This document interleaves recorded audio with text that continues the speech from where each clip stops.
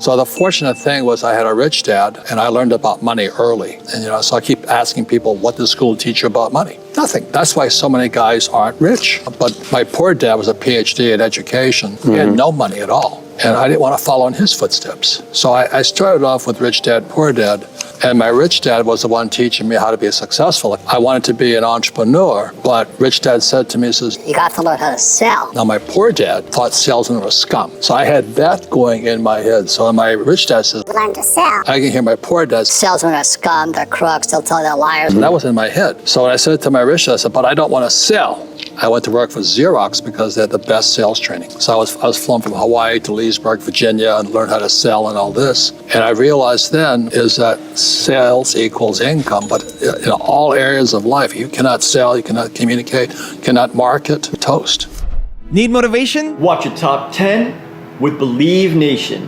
Hey, it's Evan Carmichael, and I make these videos because I need it. I need it for me because I don't wake up every day and say, yes, let's go conquer the world. No, I wake up and I need that external motivation to match my internal motivation. When I see somebody who's doing amazing things, it makes me just want to play a bigger game.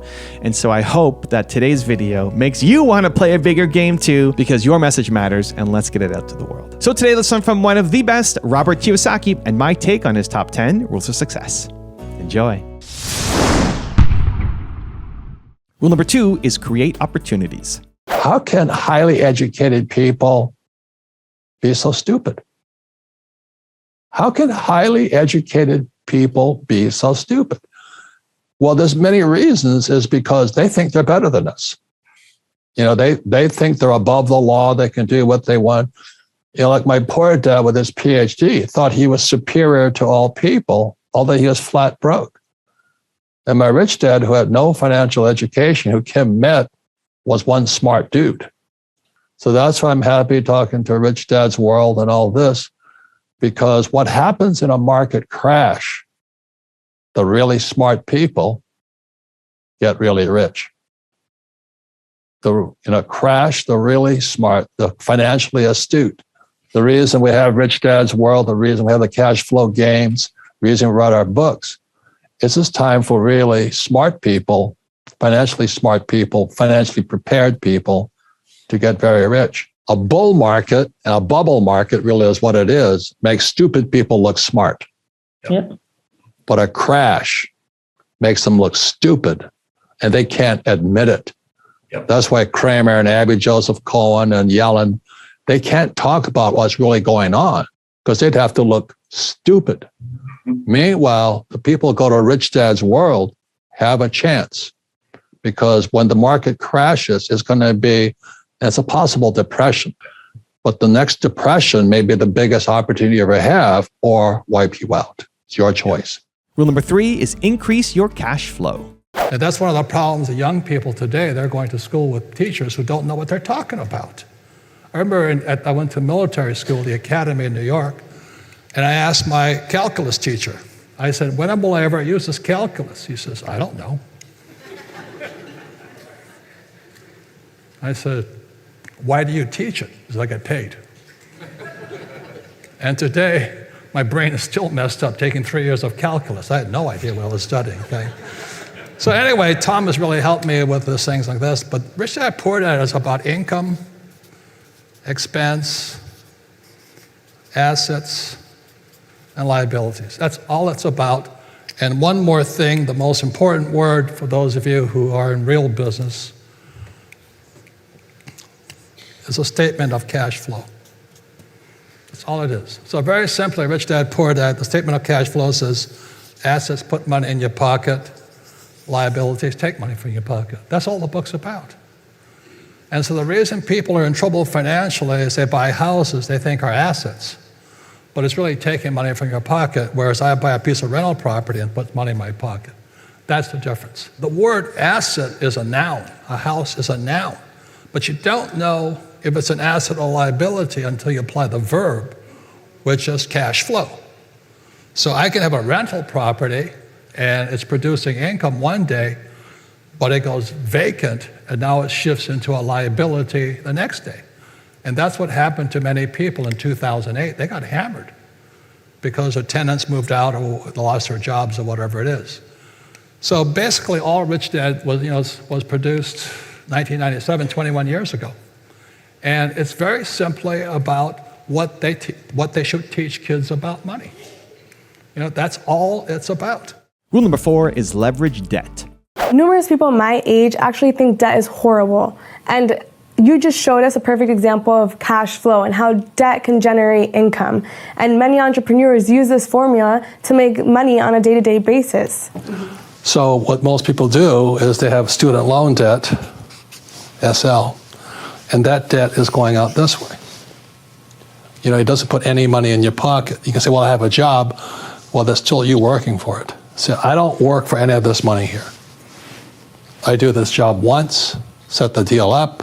Every year I add more and more and more of it. I'm borrowing money from here. It's coming here and going this way.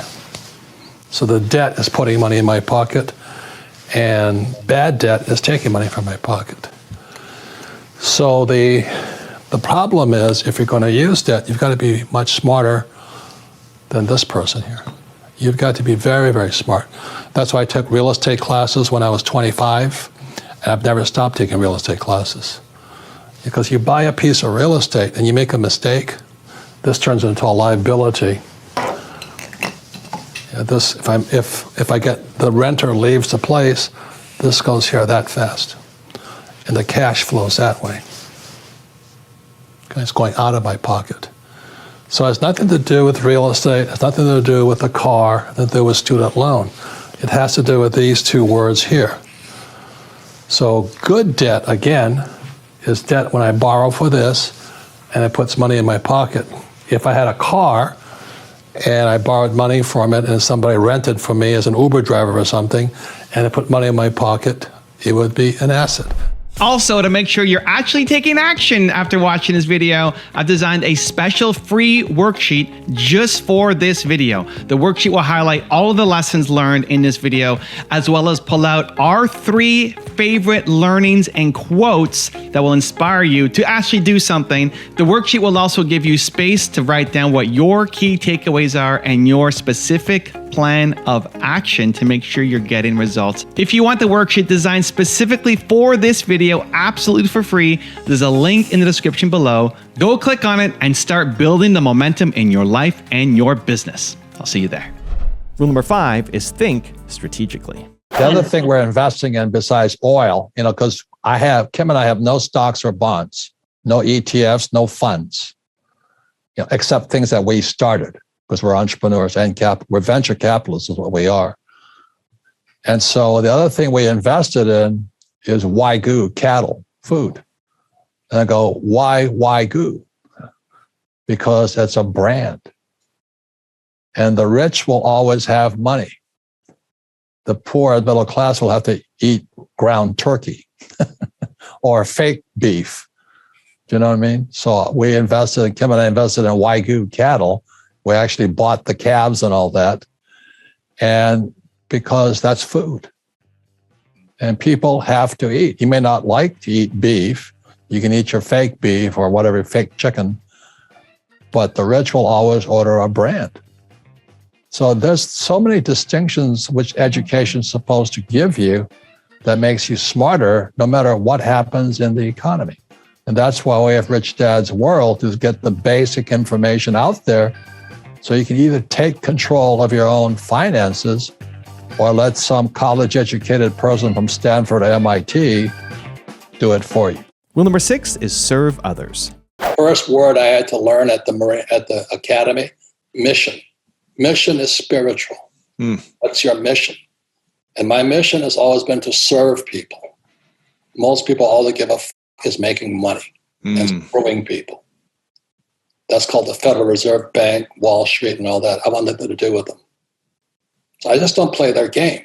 But you have to get smarter not to play their game. Rule number 7 is reprogram your brain.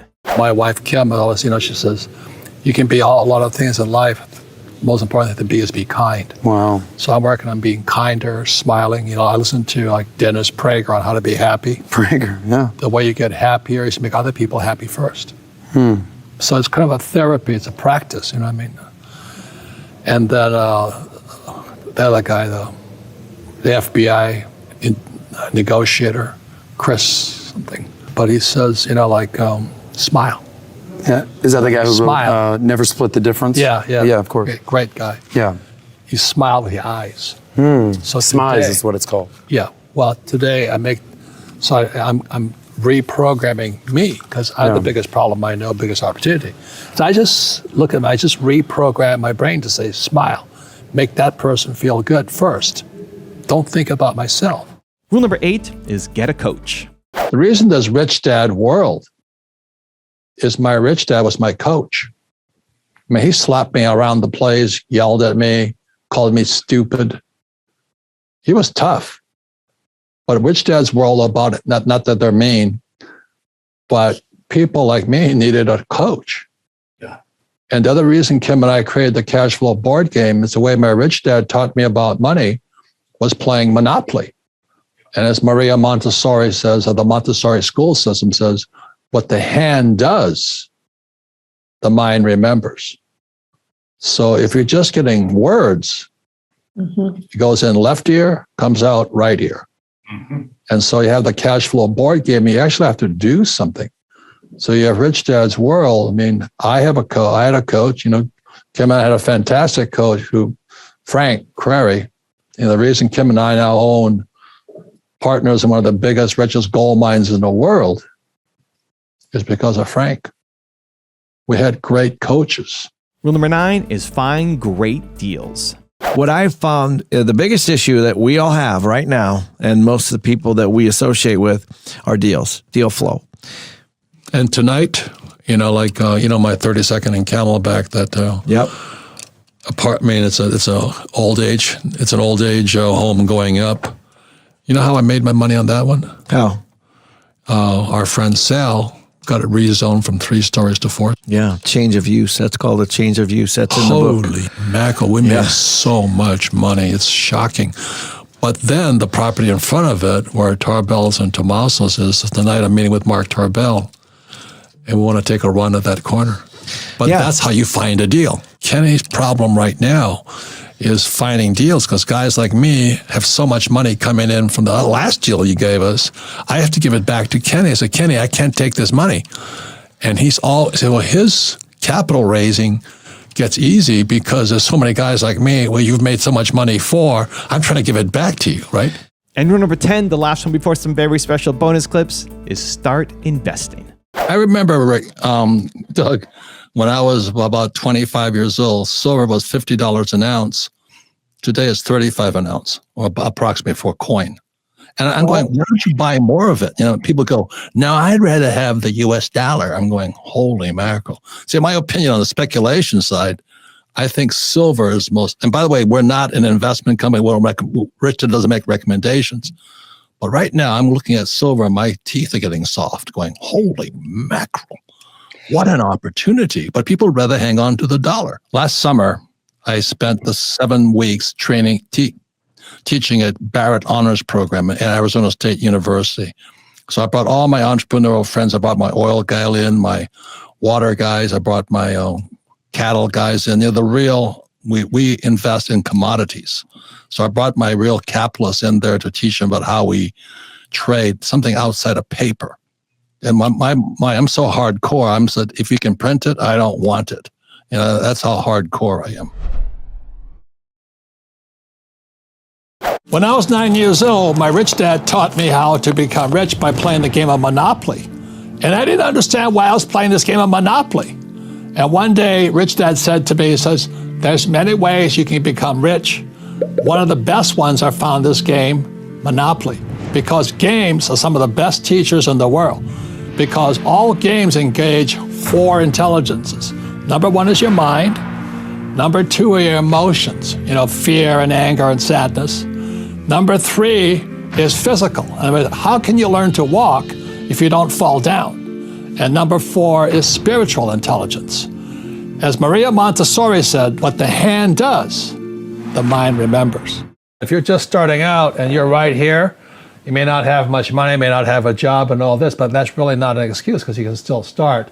And I would suggest, getting Kenny's ABCs of real estate, looking at programs, because we're going to go into, let's start out how I started. It was, the reason I got into real estate was that my rich dad, this is back in the 70s, he knew that President Nixon had taken the dollar off of the gold standard and the prices were starting to rise.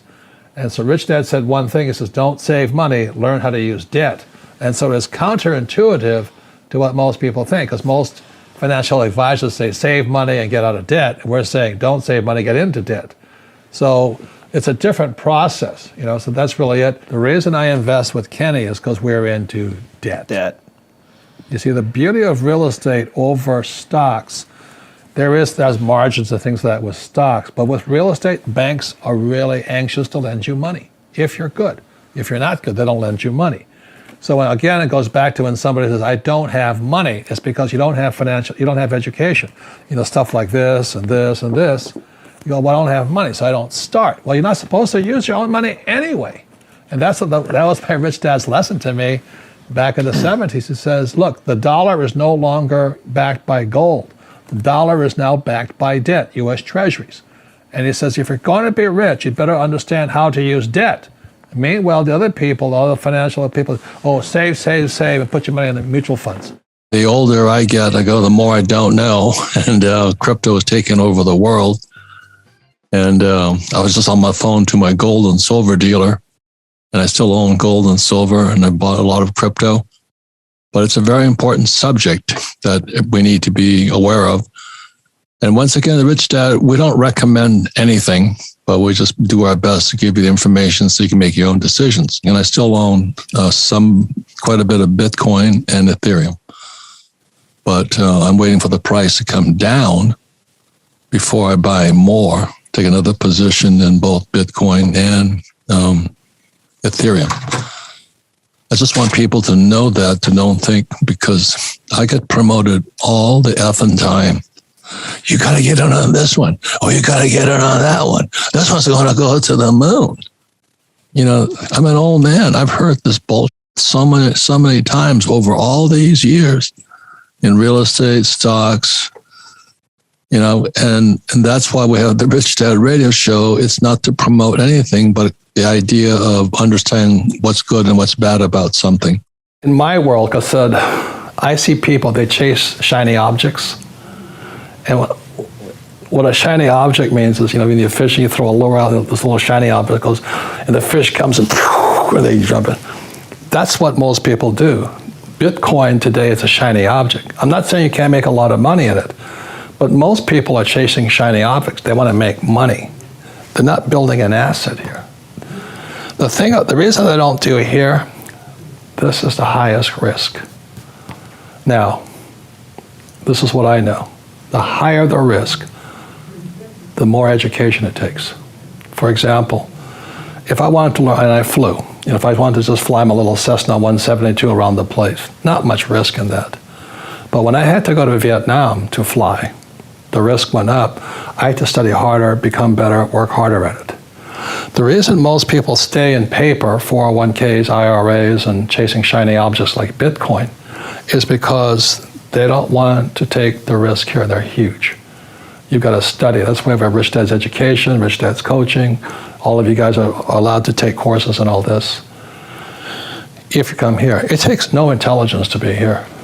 It takes no intelligence to buy Bitcoin. I mean, I have 5 Bitcoin. It didn't take, you know, I don't have to do anything. Over here, I have to know a lot. Over here, I have to know a lot. I have to study. So if you want to chase shiny objects like the stock market and all that, you can get rich there. It's really easy to get in here. It's really hard here. Any comments, any questions? Does it make sense? They're chasing shiny objects. So I do agree with you when you talk about Bitcoin being a shiny object that everybody's chasing, right? And one of my favorite stories that you've told is about your mentor, Frank, when he sent you to Peru so you could learn a valuable lesson about maybe something that wasn't such a shiny object and turned into be, because shiny objects change every day. So I wanted to learn about, they have ICOs, initial coin offerings. I wanted to learn about IPOs, initial public offering. And it's how you take a business and turn it into paper. You turn it into stock. So I went to see my friend Frank, who was hardcore here. I don't know how many companies he started and taken public. And I said, Frank, and he didn't know me from Adam. I said, I want to learn to do an IPO. And he goes, yeah, you and everybody else. He says, most guys don't have it. They don't have the guts. They don't have the determination. And they're wimps. I said, I want to learn. He says, how bad? This is up here in Scottsdale, Arizona. I said, badly. He says, okay, this is Wednesday. Be in Lima, Peru on Saturday. I went, on Saturday?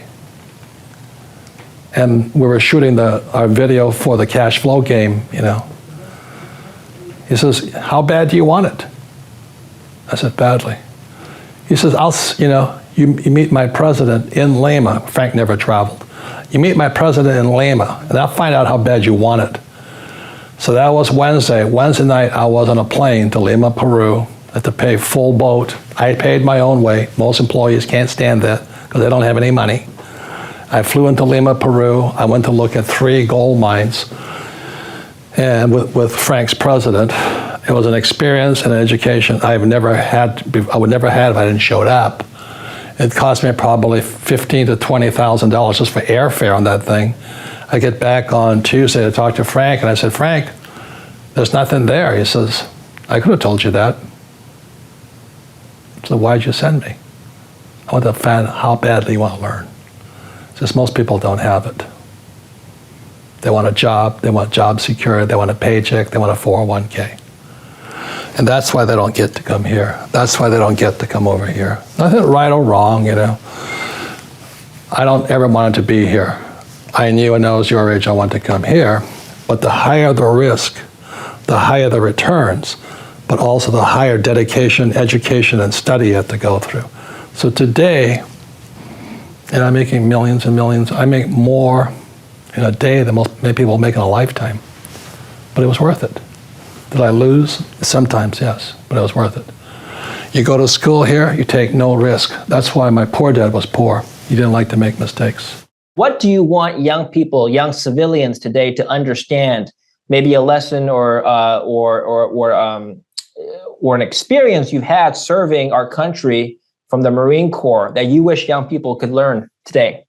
Well, like I said, I studied this book, Communist Manifesto. I read that at 19. I went to the academy, Merchant Marine Academy, and it's also I pointed to a Naval Academy, but I took Merchant Marine Academy. But the most important thing is this: when I was flying this aircraft, we went down 3 times, crashed. We didn't get shot down. The aircraft was so tired, you know, you just kept falling out of the sky. But the thing that worked, we had the best team. You know, as soon as my engine quit, I was about 1,500 feet flying into North Vietnam, not north, but just south of the demilitarized zone. My engine quit. Immediately, what pilots do is they raise the nose generally. What they train us to do is dive the nose.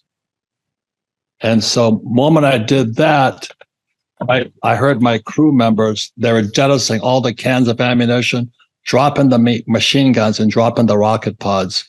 And we were in the water within like 10 seconds.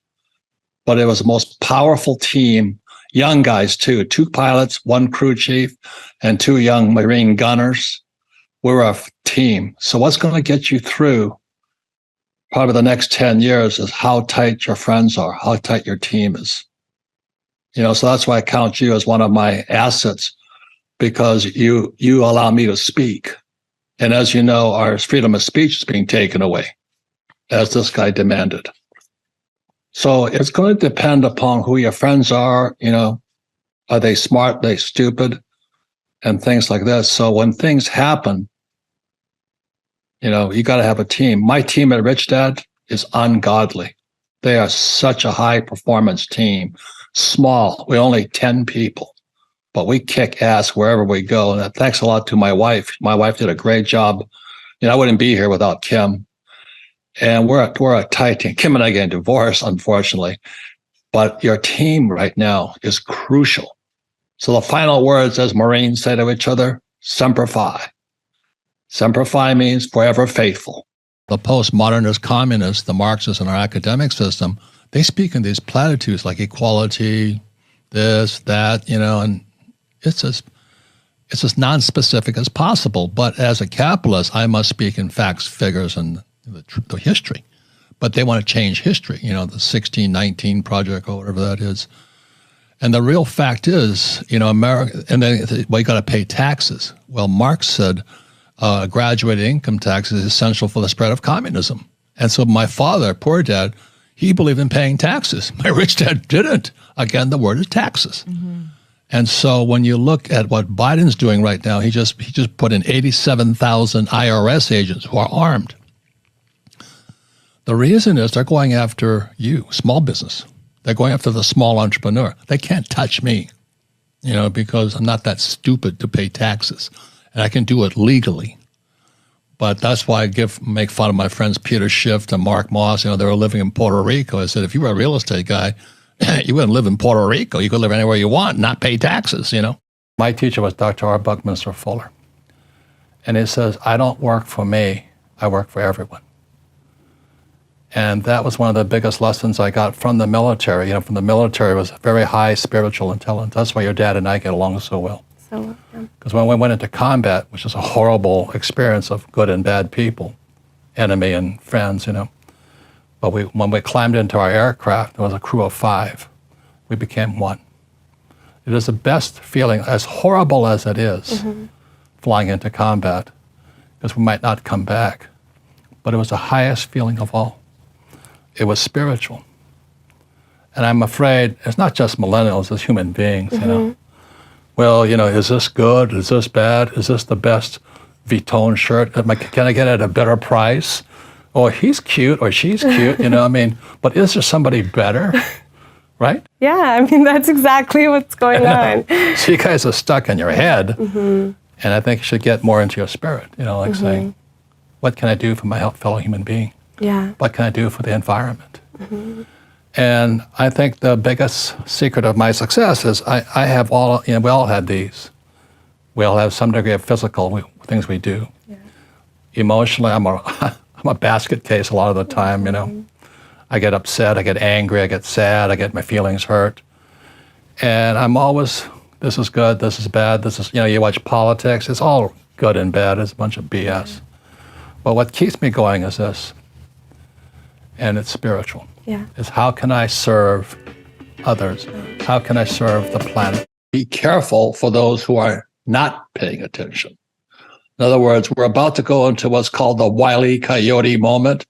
Everybody's running along and says, oh, don't worry, the Fed's got my back, the economy's fine. I love this guy Biden, and America's the greatest and the economy's safe. And when people crash, when this thing crashes, and it's coming soon, it's the people that are not prepared, the people who are not watching this emergency podcast number 3, haven't watched number 2 or number 1, are the ones you're going to have to be afraid of. Be very, very afraid of those who are sound asleep at this moment, because when they wake up, they're going to wonder, what happened? So I'll just tell you a quick story.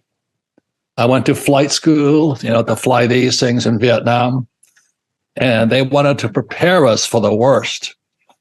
So how did they prepare you for the worst? Well, they make it the worst.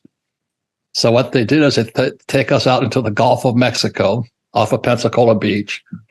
They simulate a parachute crashing into the ocean. So it's freezing weather. I think the temperature was -3 degrees or something.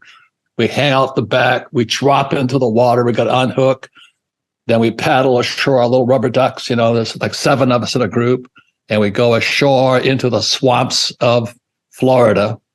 And our job is to survive. So it's a simulate crashing in Vietnam or the jungles. And then we had to figure out how to survive. So everything is, it's like a little Boy Scout camp. The first day, everybody's happy, we're chugging along.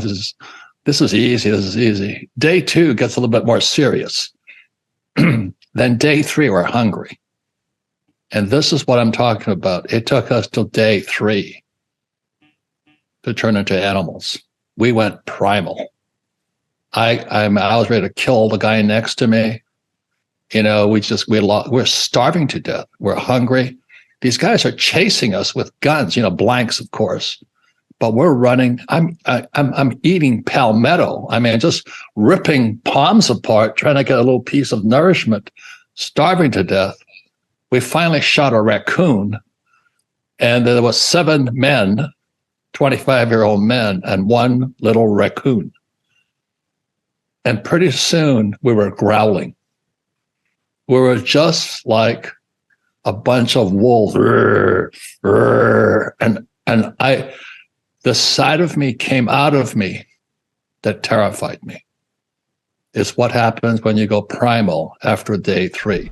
Marketing and sales are a brilliant thing, and it's a global discipline, right? No matter if you're doing business, no matter where you're doing business, it's a global discipline. You just got to be committed to it, and you can't give up on it. But you have to spend your dollars wisely, and that's most important. And what Vic is saying, most small business people cut back. They stop spending when they should be spending on marketing and advertising because sales equals income. But they get scared. They get scared. So let's leave that as tip number 1. And even if you're not an entrepreneur, just know that bad times are the best times sometimes to start a business. I've only started in bad times because everything else is going to shut down and lots of opportunity when things are slow. But what happens is, like many small business people, they cut back on the spending on marketing and advertising, or they market and advertise to the wrong customer. Did you ever wonder how the rich don't pay taxes? Of course. I mean, it went viral when Trump said he's paid 0 in taxes. And so it got me wondering too. It's like, well, 1, how can I do that? Right. Because I need that. I mean, it would be great if I could pay 0 in taxes. And 2, how exactly can they structure it to get 0 in taxes? It goes over here to fake money, fake teachers, fake assets. It's all the same. And all of these guys who are screaming for the rich not to pay taxes, I cover it in fake. I actually have an article from the New York Times where they interviewed Jared Kushner, who is Trump's son-in-law, was Ivanka's husband. Yeah. They're richer than the Trumps. Jared Kushner's family is richer than the Trumps. But the reason Jared explains it, why these guys pay no tax, is because they're in real estate. Mm-hmm. They're not in stocks, bonds, mutual funds, and ETFs. And so he explains it. So the reason the rich don't pay taxes is because there's 3 types of income. They'll never teach you this in school. The fake teachers will never. Number 1 there's 3 types of income. Okay, number 1 type of income is earned income. That's earned income. It's when you work for money. It's earned. Mm-hmm. So that earned income shows up here. So these are the guys that pay tax. So when all the guys are screaming tax the rich, well, you can't tax them because they don't have jobs. Mm-hmm. That's absolutely It's kind of right. funny, isn't it? We're going to tax the rich. Oh, yeah. Good luck, And then the second type of income is portfolio income. And portfolio income is from flipping houses, or you buy a stock for like $10, you sell it for $20. That's portfolio income. Okay? I don't do that. Trump doesn't do that. So most guys who are flipping houses and all that, buying stocks and flipping to you're getting this type of income. So this income is about 20% today. Some of that here. But the income that the rich work for is called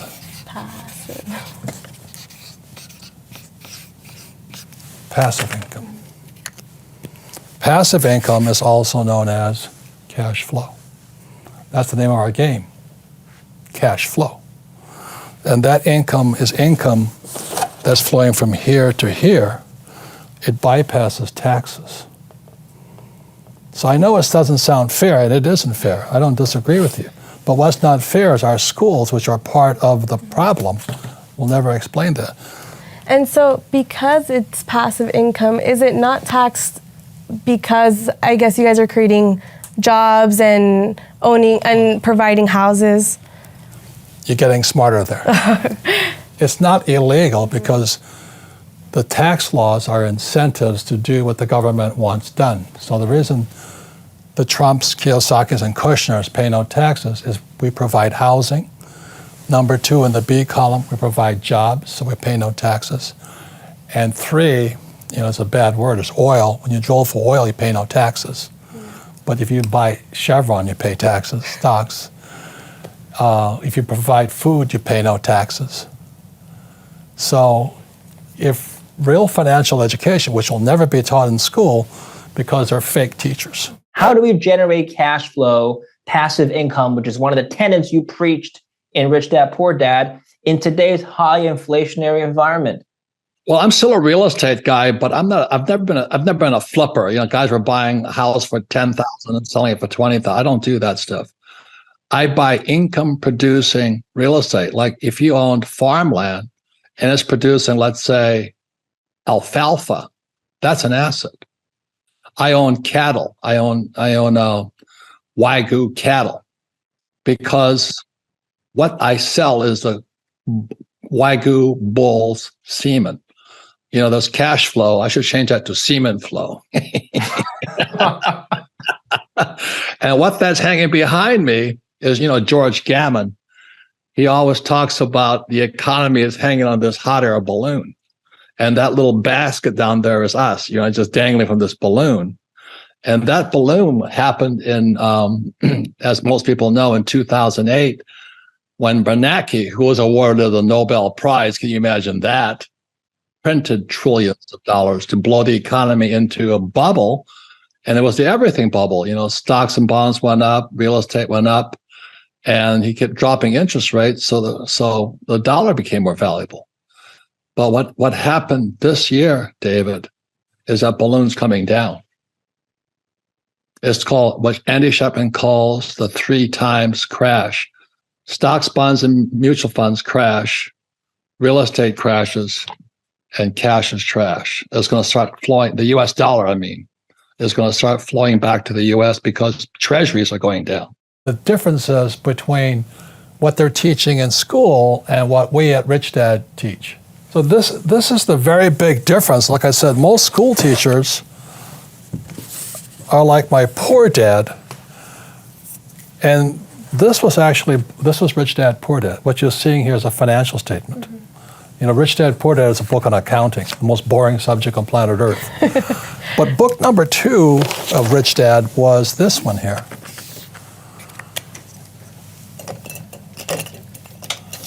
And this was called the cash flow quadrant, right? You have E, S, B, and I. So, test for you. What does E stand for? Employee. Good. And what do employees always say?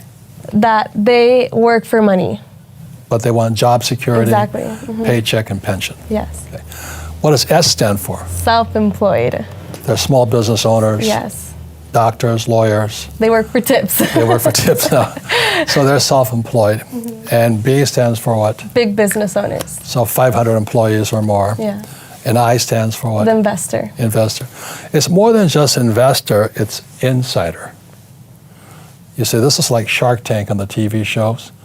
These guys here have done this and have done this. So this was my poor dad, this side. This was Rich Dad here. So the difference, that's what schools are not teaching you, is what's the difference between these people and these people. That's the big difference. And that shows up, so when I was about your age, I had to make a decision. I was a pilot. Most of my friends went to fly for the airlines, but I'd be here. Or I could be, I could be an Alaska flying fisherman around the place, a pilot with a small plane and, flying around the place. Or I could own an airlines, or I could invest in airlines. And that's the difference in the mindsets and skill sets. You don't just make crossings. The education is extremely different on this side than on this side here.